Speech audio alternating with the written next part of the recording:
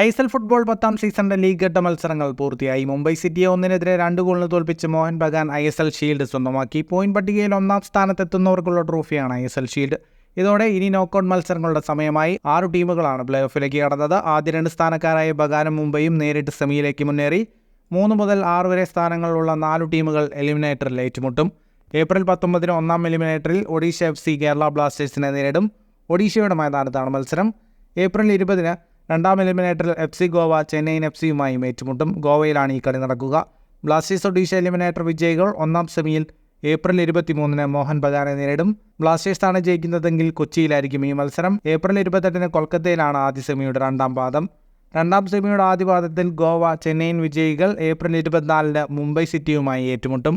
April 29-ന് മുംബൈയിൽ 2ാം പാദ സെമിഫൈനലിലും അരങ്ങേറും. മെയ് 4-നാണ് ഫൈനൽ. മത്സരവേദി നിശ്ചയിച്ചിട്ടില്ല. സെമി ഫൈനലിന് ശേഷമായിരിക്കും കലാശ പോരാട്ടത്തിൻ്റെ വേദി പ്രഖ്യാപിക്കുക. കൂടുതൽ ഫുട്ബോൾ വാർത്തകൾക്കായി ഈ ചാനൽ ഇപ്പോൾ തന്നെ സബ്സ്ക്രൈബ് ചെയ്യൂ.